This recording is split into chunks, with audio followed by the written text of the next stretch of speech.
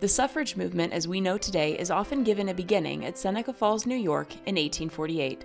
This was the first large-scale organized event where women could gather together and collectively agree to the basic tenets of the movement, then and in the future. They ultimately decided on what they called a Declaration of Sentiments. This was a pivotal moment in the movement's history, but it certainly wasn't the beginning. The following conversation between mother and daughter will help to shed light on the suffrage fight up to the turn of the century. The story of women in this country and in your family goes back nearly 200 years. The first European women who came here had very little in the way of rights. The Native American women had held positions of esteem and leadership within the tribal system, but colonial women were governed by colonial laws, and they didn't seem to value a woman's abilities. As a child, a girl was controlled and protected by her father. As soon as she got married, all of her property became her husband's, though, and this included her children. If a woman found herself in an abusive marriage and decided to leave, she left with only the clothes on her back. She left all of her belongings, her home, her wealth, and her children. Under law, these things belonged to her husband. There was one time when she was free, before she got married, and if she became widowed. Then she could own property, write wills, enter into contracts. The list goes on and on. But as soon as she got married, it was gone. Like with most things, there were small exceptions to the rule, but this was the experience for most white women in the United States. Just the white women? The African American experience in this country is complicated and overwhelming. It deserves more than a footnote in this conversation. So I'll just say this. White women found themselves without rights to themselves, their property, and their children, and in a very small way, it opened their eyes to the horrible experience of enslaved people in this country. So many women from all walks of life began to speak out against slavery. They picked up the banner of abolition and raised their voices to be heard. They were passionate about seeing change in this country. They believed that people had the potential to be better versions of themselves, and that meant doing away with institutions like slavery and the support of drinking liquor. Liquor had led to so much violence and family decline. These abolition and temperance supporters began speaking out publicly. These women began to make a scene. Elizabeth Cady Stanton traveled to London for a suffrage conference, but she was forced to sit in the balcony. She couldn't vote, so she wasn't worth much in their eyes. She and others realized that if they were going to change anything, they must be considered valuable voters. Until they got that, they were forgettable. Once she got home to the U.S., she and Susan B. Anthony began to formulate a plan for the Seneca Falls Convention. Now, this is where most people think suffrage begins, but I know, and now you know, that suffrage was brewing long before then. Seneca Falls, New York was really the first opportunity for women to gather together, united in this cause. They came up with a list of expectations called the Declaration of Sentiments. They drafted 12 resolutions for the future of the women's rights movement. They wanted rights to their property, rights to their children, the right to leave an abusive or dangerous marriage, and so on. But you know what very nearly didn't make the list? What? The right for women to vote. Why? I thought that was all they wanted. Actually, there were very few that thought adding the right to vote was a good thing. They thought if they pushed for the vote, that would give their opponents more than enough reason to kill the whole plan. There was even heated debate about whether it might give men the right to take over in the home, and for many, that sounded absolutely terrifying. However, it did make the list, and over the next few years, multiple large gatherings would host fascinating speakers like Elizabeth Cady Stanton, Susan B. Anthony, Frederick Douglass, Sojourner Truth, and hundreds of others, until the war. What happened then? Well, with the country tearing itself apart at the seams, pushing for equal rights was set on the back burner. As soon as the war ended, Mrs. Stanton and Mrs. Anthony reignited the fire. They formed the Equal Rights Organization for everyone. Women, men, white and black, they continued to push for equal rights and abolition. When the 14th and 15th Amendments made their way through government, suffragists just assumed that it would be a natural progression, that the right to vote would be given to everyone, regardless of race or sex. So when the 15th Amendment was passed, giving the right only to black men, Many suffragists were upset. They felt that they had fought for years side by side for both rights movements, abolition and suffrage, and now abolition had won and suffrage had been left in the cold. Suffrage supporters split at this point. Some believed that women had made strides within individual state governments. They believed that the path to suffrage led through the states. The other half believed that the only way to ensure equality for everyone was to change the law of the land, the Constitution. Multiple well-known women pushed the boundaries in an effort to establish precedent, meaning that if they could get away with voting once, others might be able to do it as well, with the "but she did it first" defense. Susan B. Anthony even went to jail for it. Really? What happened? Oh my, well that's a story for another day, my love. Get some rest and I'll tell you more in the morning. Okay, good night, Mother. The fight for women's right to vote gained significant momentum after the turn of the 20th century. The movement saw a split between suffragists, who believed in peaceful and persuasive reform, and suffragettes, who embraced a more militant and aggressive tactic. These two ideologies split not only the suffrage supporters, but in many cases, generations who had previously fought side by side. In 1919, the amendment granting women the right to vote had been passed, but there was still much work to do. The same mother and daughter, now older and slightly wiser, have come together again to discuss their differences. Hello, Mother. I know you and Father were shocked to hear that I had been detained, and I certainly appreciate you arranging my release, as well as affording me the opportunity to explain myself. The women's suffrage movement of yours and my grandmother's generation fought ardently to forge the way for future women to have a level of equality that you could only have dreamed of. In the same spirit, the women of my generation are dedicated to carrying the torch until we can stand shoulder to shoulder with men as we cast our votes for our government officials. New leaders in the movement, dynamic women like Alice Paul, Harriet Stanton Blatch, the Pankhurst ladies in the UK, these ladies have come to understand that the movement has lain dormant for years, and we need to stand up, shake the dust loose, and prove that we women have the courage to take bold action in order to effect change, in order to show men that we have just as much resolve as they do. Standing up and demanding to be heard is one thing, my dear. What you are doing is terrorizing the innocent population. Acid bombs, arson, lighting mailboxes on fire, staging pickets outside the White House even. These types of inflammatory actions will certainly do more damage to our cause. How can we attempt to claim that we approach politics and government with level-headed decision-making when you and your friends are causing fear among all levels of society?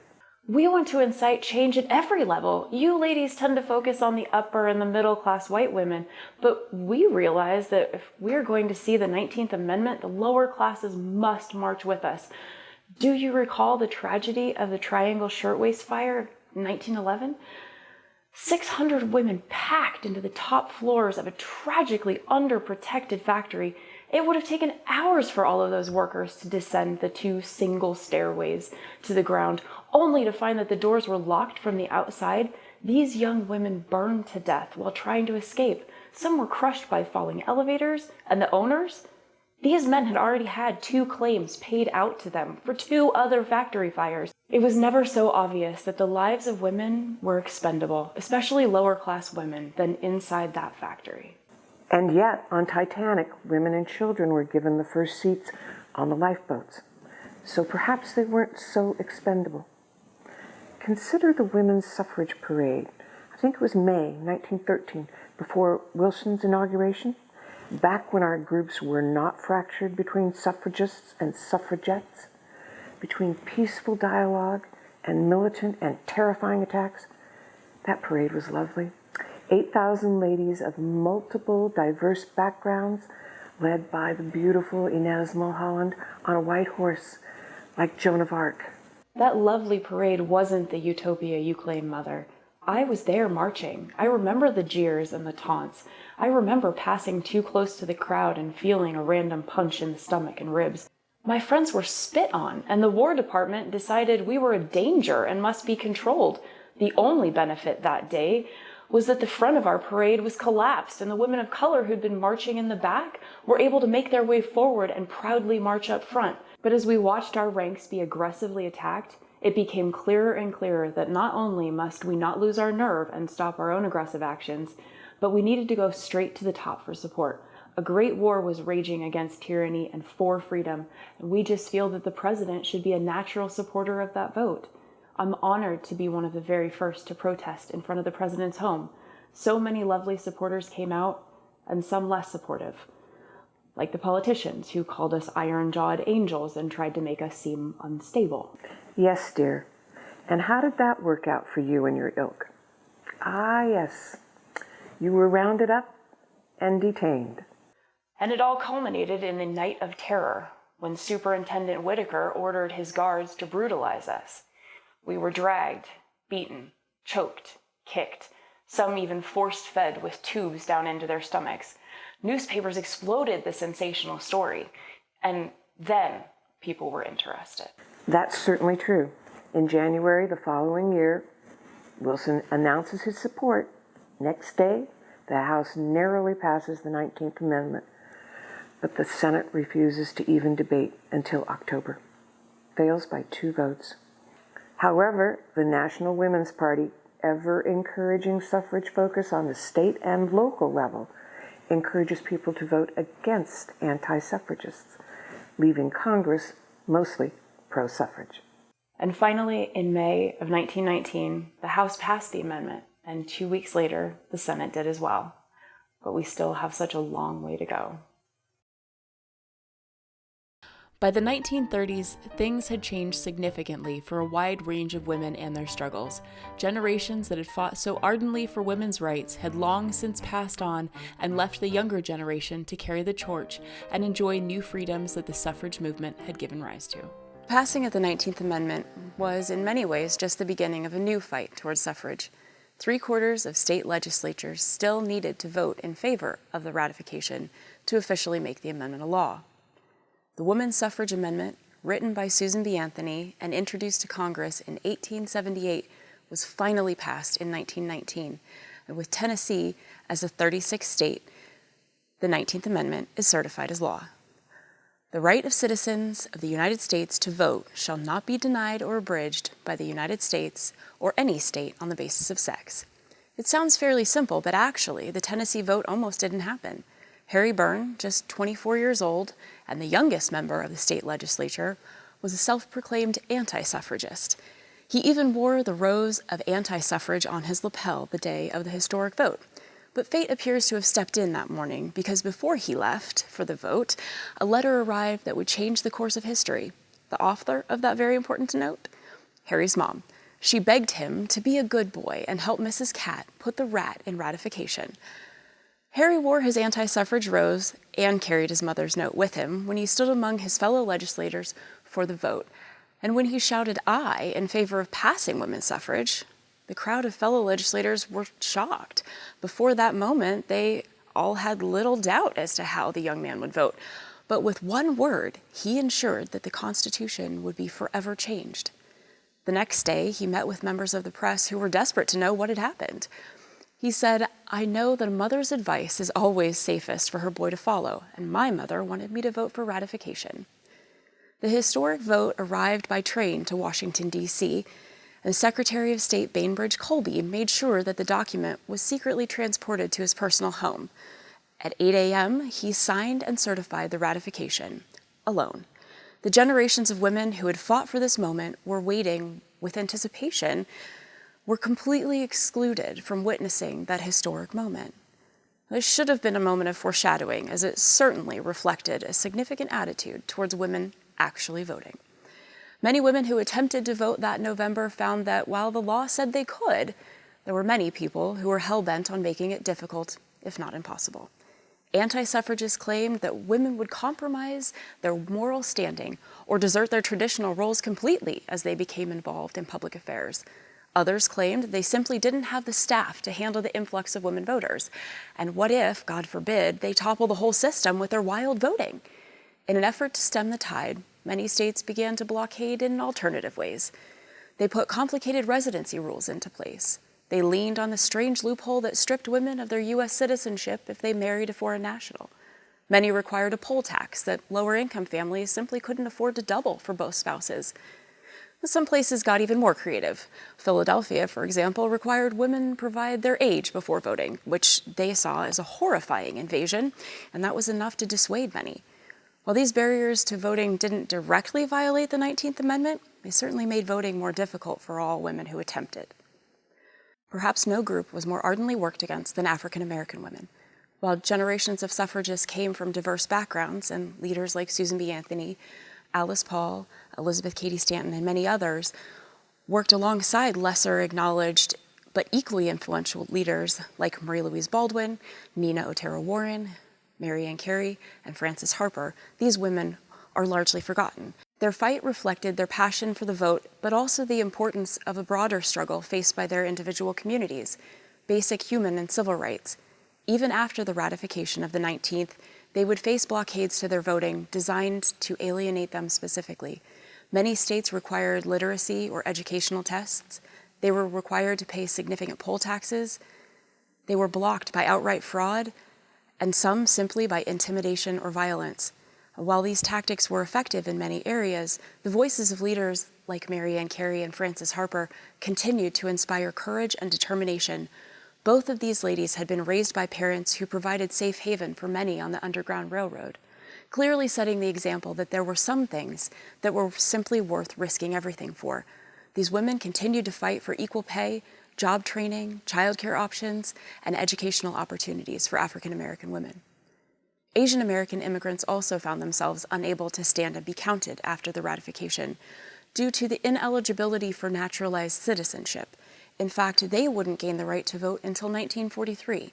Despite that, Dr. Mabel Lee was considered a brilliant speaker and was even asked to ride at the head of the 1912 suffrage parade in New York City. Her excellence was recognized even then at the age of 16. Native American women also found themselves outside of the voting sphere. Many were not made citizens until 1924, and even then, in some states, they remained classified as wards of the state and weren't granted the right to vote until the 1965 Voting Rights Act. Gertrude Simmons Bonin of the Yankton Sioux had been a prominent and dynamic member of the suffrage community and opened up yet another perspective for discussion and attention. She spoke of the importance of gaining not only national citizenship, but also recognition for their tribal citizenship. They saw suffrage as the path to protecting their lands and their communities. Now, ultimately, the suffrage movement may have been a woman's movement, but it also highlighted the vastly diverse communities that all called themselves women. However, hopefully beyond the diversity and the complexities of the individual, you're beginning to see that there were many common goals. You see, the 19th Amendment didn't give anyone the right to vote. At best, it signaled a victory in the battle for the rights of women. Generations of women from all walks of life took up the mantle of equality and faced decades of resistance. Their courage, perseverance, resilience, and collaboration should never be minimized. The right to vote should not be taken lightly, as each vote cast stands as a tribute to them.